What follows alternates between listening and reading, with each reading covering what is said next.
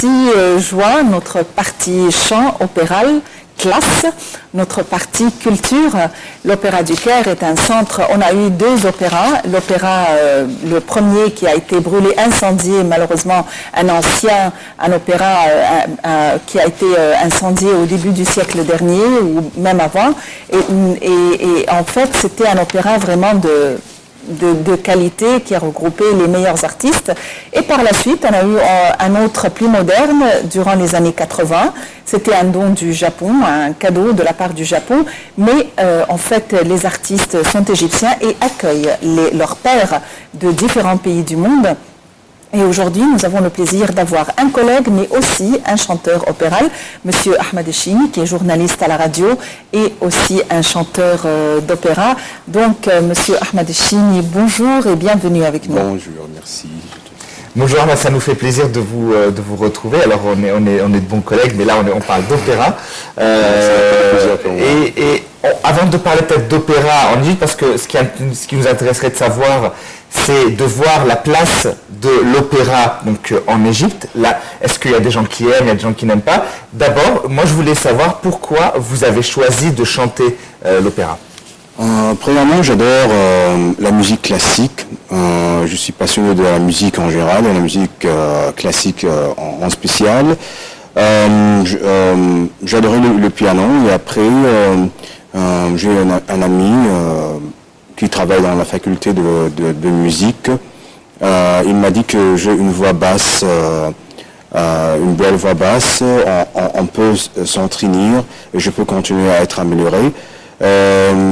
Ça a eu lieu depuis 10 ans et j'ai commencé par prendre du cours avec ma Genevière et c'est le chef de chorale à l'opéra. Et après, il y a combien de temps que vous avez pris des cours? Depuis 10 ans. 10 ans, ouais. Il y a 10 ans, donc vous commenciez déjà à chanter. Ouais. Parce que je commençais par le piano, par jouer le piano. Oui. Ouais. Et après, j'ai pris du cours avec Imam Mustafa, Sobh Bdeir ou Zidane, tous les professeurs de conservatoire.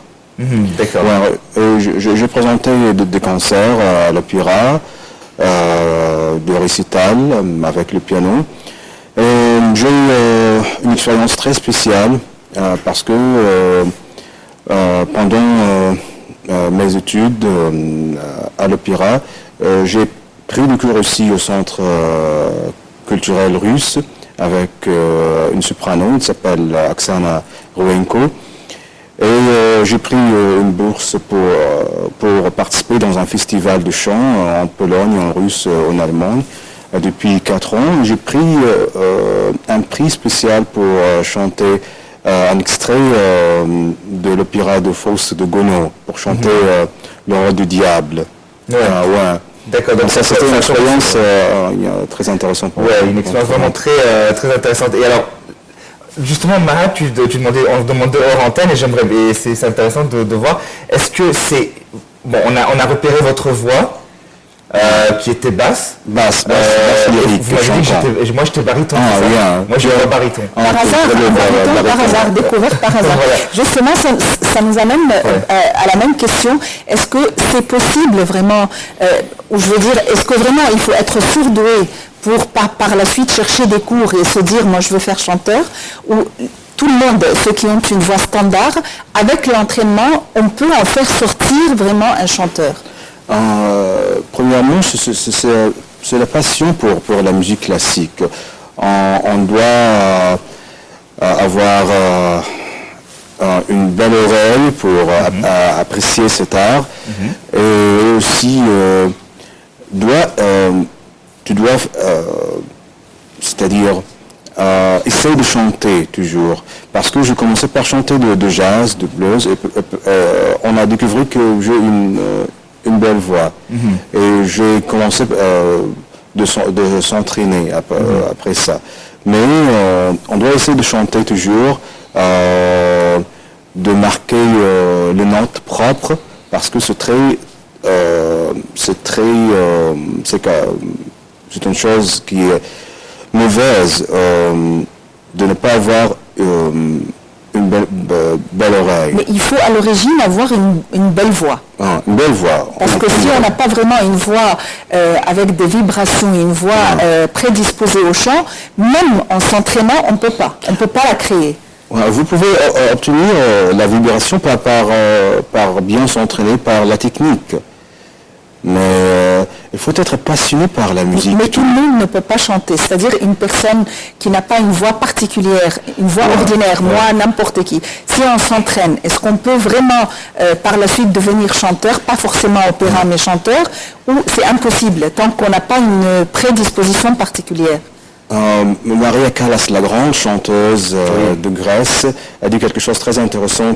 C'est 80% c'est la technique. 80% la technique. D'accord. Parce que tu dois t'entraîner forcément, tu dois faire beaucoup d'efforts pour être un bon chanteur. C'est très difficile à l'opéra parce que c'est très difficile de contrôler la respiration, de chanter à haute voix avec une vibration, avec une voix intensive. C'est difficile. D'accord. Et vous avez dit que vous avez commencé à chanter par un opéra de Faust, c'est ça? Ouais. Alors c'est ce que vous allez nous présenter tout de suite? Ouais. Ok, allez-y. Ok. C'est la sérénade de Diable, vous qui faites l'endormi. Vous qui faites l'endormi. Racontez-nous, juste pour ceux qui ne connaissent pas, donc la légende de Faust et l'opéra de Faust. Ouais, l'opéra de Faust est un opéra qui parle d'un scientiste. Ouais. Dr Faust, le scientifique, oui. Qui n'aime pas sa vie parce qu'il est un scientiste. Il n'a pas gagné ma vie, il n'a pas... il pense qu'il n'a pas réussi vécu une vie de plaisir. Pour ça, il demande au diable de lui donner une vie d'amour, de plaisir, à part de science. D'accord, donc il vend, c'est ça le thème, la légende de Faust, vendre son âme au diable pour obtenir quelque chose. Évidemment, c'est un thème qui a été repris Et pour ça, le diable a inventé un caractère un amoureux pour Faust, c'est Marguerite. C'est vous qui faites l'endormi. Miller. Le diable manque Marguerite et Faust parce que ça a causé un problème pour Faust après faire l'amour avec Marguerite parce que Valentin, le frère de Marguerite, veut tuer Faust pour ça parce que c'est la culture française dans à l'époque, c'était très tard, 19e siècle, c'est difficile. Pour ça, le diable parle d'une manière ironique pour moquer Faust et Marguerite après faire l'amour ensemble. Donc on a hâte de vous écouter. Allez-y, Ahmed Chimi. Vous qui faites l'endormi, n'entendez-vous pas? N'entendez-vous pas, oh Catherine, mamie, n'entendez-vous pas, ma voix mi pas. Ainsi ton galant t'appelle, ainsi ton galant t'appelle, et ton cœur blanc croit. Nous veut t'apporter ma belle, que la bague au doigt. Nous veut t'apporter ma belle, que la bague au doigt, que la bague au doigt. C'est très bien. Un chanteur à l'opéra qui n'est pas, qui ne parle pas de langue étrangère, alors que la majorité des chants opéraux sont en latin ou en français, en anglais ou italien. Maintenant, est-ce que c'est possible comment il fait pour chanter pour une personne qui ne parle pas une langue étrangère? On doit apprendre son rôle. Précisément, et après, tu dois apprendre par cœur l'air, le rôle, et apprendre la diction. on doit apprendre comment on peut parler une langue étrangère d'une manière précise, et il faut apprendre la diction en premier rang. Parce que c'est pas nécessaire. Il y a de grands chanteurs qui parlent seulement l'anglais ou le français, leur langue natale, et ne parlent pas toutes les langues, parce que tu chantes en russe, en italien, en allemand, en anglais aussi. Mais c'est ce qu'on parlait tout à l'heure, le bilinguisme. Et alors, par exemple, vous qui... fais beaucoup d'efforts pour bien apprendre ton rôle, la traduction, chaque mot, tu dois apprendre le son de chaque mot, c'est très nécessaire. Ouais, alors, comment, pour reprendre, je pense qu'on revient plutôt à la technique, vous parlez de vocalisation, donc en fait, avant de comprendre les mots que vous dites, ce que j'ai compris, avant de comprendre les mots que vous dites, vous apprenez les sons corrects, c'est-à-dire qu'en français, là vous avez chanté en français, vous qui faites l'endormi, bon moi je comprends le sens, mais vous allez d'abord vous allez être sensible aux sonorités, le V, le OU, le F, le E. C'est difficile. Ouais. Le français est très difficile pour chanter, parce que... Excusez-moi, est-ce que c'est plus facile que le latin? L'italien est plus facile. Le latin? Parce que tu peux ouvrir le voyage, c'est pas le cas avec le français. Le E, c'est difficile. Spécialement dans les notes plus hautes, c'est difficile. Donc tu dois essayer de décrire une voix ronde. Une voix ronde. Ouais. Parce que ça va créer la mobilité de la voix. Une voix ronde avec une vibration. C'est la chose quand Pavarotti a dit ça. Quand tu peux crier une voix ronde, avec une vibration intensive, c'est la même chose avec l'opéra. Ahmad avait évoqué un point important, pourquoi pas traduire les opéras en arabe? Est-ce que c'est possible? C'est un art occidental. C'est vrai que c'est un art importé de l'Occident, mais est-ce qu'on pourrait l'arabiser? Il y a un problème avec le monde arabe. Franchement... il ne déguste pas ce genre de... le public n'adore pas la voix intensive de l'opéra, n'adore pas la voix de la tête. C'est difficile. Ils adorent la voix qui vient de la gorge, comme le chant arabe. C'est difficile d'apprécier ça, la voix de la tête. C'est difficile. Vous entendez par la voix de la tête, je ne comprends pas. Qu'est-ce que ça veut dire pour vous? Parce que tu chantes de votre diaphragme, tu ne chantes pas... la voix ne vient pas de ta gorge, La sortie du son diffère. La preuve en est que, avant, par exemple, un opéra, on pourrait peut-être vous demander de ne pas chanter en arabe ou de chanter des chants ordinaires pour ne pas perdre, pour ne pas blesser les cordes vocales ou ne pas les épuiser. En parlant arabe ou en parlant français, tu n'exploites pas les mêmes cordes vocales, quoi. Oui, mais pour reprendre ta question, Maha, moi je parle de la langue elle-même. Est-ce que la langue arabe et les sonorités de la langue... Enfin, le problème d'appréciation, on va en parler bien entendu, parce qu'on voulait voir la place de l'arabe officiel, je pense qu'il est plus convenable pour l'opéra, à mon avis, parce que le docteur Al-Sadr a traduit l'opéra de Mariage du Figaro, était très belle. A reçu un grand succès à l'Opéra du Cœur. Je pense que c'est pas mal. Mais il y a beaucoup de professeurs qui n'aiment pas cette idée. Ça a créé une sorte de controversie.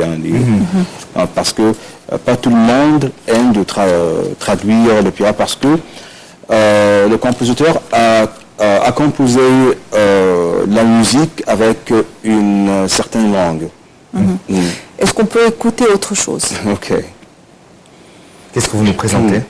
C'est la flûte enchantée, c'est l'air de Priest Zarastro. Il va donner les grâces divines pour les amoureux prince Tamino, princesse Pamina, pour leur aider à continuer leur histoire d'amour facilement. D'accord, donc la flûte enchantée raconte, ça se passe en Orient, puisque vous parlez de Zoroastre, ça se passe en Iran, c'est ça?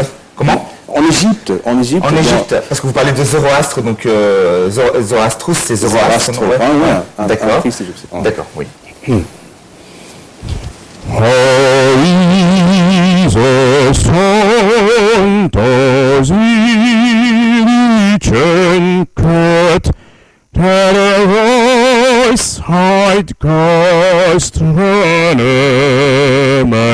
var. Dir davon skjøtelen køtt, skjøt min dånen sin par. Nehmt Tion sein Gefahr. Lasst sie der Frieden konnte sein, doch sollten sie sogar bergen. Soll oft der Toben kommen auf, vor ihm Sohn Schritte vor, nehmt sie wann sitzt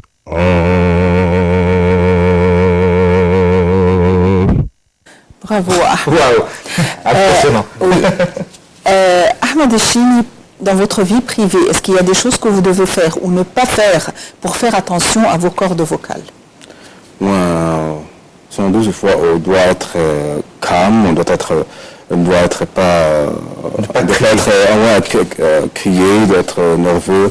Il faut pas être faut concentrer dans le chant. Tu dois étudier pour 4 heures par jour. Tous les jours, quotidien, vous entraînez. Pour la respiration, le fitness des cordes vocales. Ça, c'est la chose la plus importante, je pense. De s'entraîner toujours, de ne pas perdre ta voix dans des activités diverses. Est-ce qu'il y a un âge précis après lequel on ne peut plus chanter, notamment à l'opéra? Il faut commencer à jeune âge pour les voix de soprano, les voix de ténor, c'est-à-dire la voix haute pour les hommes. Il faut commencer à 18 ans, je pense, au maximum. Et pour les jeunes femmes, pour le soprano, peut-être dans cet âge aussi, au maximum. Mais pour le basse et le baryton, parce que la voix pour le basse et le baryton, assurer la maturité, agrandir. Peut-être. Donc il n'y a pas d'âge finalement. Luciano Pavarotti, par exemple, vous en avez parlé tout à l'heure. Pavarotti était un ténor. Ouais. Il a quel âge en fait? Il a commencé à 15 ans. Ouais. Ouais. Bon, je pense que du moment qu'on s'entraîne, la voix, il n'y a pas vraiment d'âge. On peut chanter toute sa vie de l'opéra, non? Oui, mais Pavarotti était un cas exceptionnel. Il a une voix très forte. D'accord. Parce que pour le ténor, il n'y a pas beaucoup de ténors qui continuaient de chanter jusqu'à 70 ans, par exemple, quelque chose comme ça. Alors, on va parler de ce sujet d'appréciation de l'opéra en Égypte. Moi, personnellement, je ne suis pas quelqu'un qui est spécialiste de l'opéra, mais je connais mes classiques. Parce que tout simplement, j'ai vécu dans un pays où les classiques de l'opéra sont diffusables partout. C'est-à-dire que dans les publicités, dans les films, n'importe où on entend. Je connais Maria Callas parce que j'ai entendu l'Ave Maria de Schubert. Je connais La Flûte enchantée parce que j'ai entendu un extrait. Je connais tous ces grands classiques d'opéra. Malgré moi, en fait, c'est une culture qui m'a pas été imposée, elle était là, ça fait partie de la culture. Pourquoi est-ce qu'en Égypte, on ne peut pas s'intéresser à cet art qui est quand même raffiné? Pas obligé de faire aimer tout le monde l'opéra, mais au moins que les jeunes écoutent quelque chose de propre, pas tout... Enfin, je sais pas comment dire, j'ai envie d'être poli, mais c'est impossible, mais je veux dire, tout ce qu'ils écoutent, tous ces déchets qu'ils écoutent, qui abîment les oreilles, qui abîment le cerveau avec des mots qui n'ont aucun sens. Pourquoi ne pas justement essayer de raffiner tout ça? De quoi on a besoin? Peut-être sur le rôle de médias, au premier rang, c'est pas seulement les médias, les entrepreneurs doivent sponsoriser des projets qui va aider les jeunes avec de très belles voix pour propager ce genre de l'art. Parce que à l'étranger, il y a beaucoup de businessmen, des entrepreneurs qui adorent ce genre de l'art, Oui. qui fait de grandes productions, comme Deutsche Grammophon. Ça, c'est une compagnie privée. Comme ça, il y a beaucoup de compagnies, entrepreneurs aux États-Unis, en Europe. Alors, Ahmed, On va vous demander d'utiliser celui-là parce qu'il y a eu un problème avec mon micro. Il y a beaucoup d'entrepreneurs à l'étranger qui adorent ce genre de l'art et qui sponsorisent le projet pour aider, pour créer un star de l'opéra. Ça, c'est pas le cas au monde arabe. Je pense qu'il nous resterait peu de temps.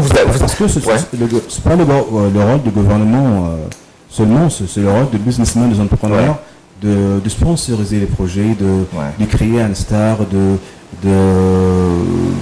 d'utiliser les voix, parce qu'il y a de très belles voix en Égypte. Ouais, sûrement. Une question qui me tente, notre temps est terminé, mais juste en 3 secondes. Comment faire pour dépister la capacité d'un enfant à chanter de l'opéra? Comment faire pour découvrir la voix d'un enfant? C'est le chant occidental en premier, parce que quand tu chantes une chanson de blues, de jazz, en rock, tu peux découvrir la force de la voix, l'intensité, la beauté de la voix, le registre. Quand tu chantes une chanson d'un musical, de blues, de jazz, tu peux découvrir qu'il y a quelque chose particulier avec cette voix. Oui. On était vraiment enchantés, comme la flûte. Voilà, et vraiment de votre présence. Merci Ahmed et merci pour ces chants d'opéra que vous avez chantés. Un concert en avril, je crois, à l'Opéra du Caire. On y viendra sûrement pour vous écouter et merci d'avoir été là. Eh bien, merci Ahmed Echimi, journaliste à la radio et chanteur à l'opéra. Merci à tous. Et je crois qu'on pourrait vous laisser en compagnie de Ahmed après vous avoir dit au revoir et après vous avoir souhaité une très belle journée. Ahmed, vous pouvez terminer en beauté. Il y a un air très intéressant d'aller vivre.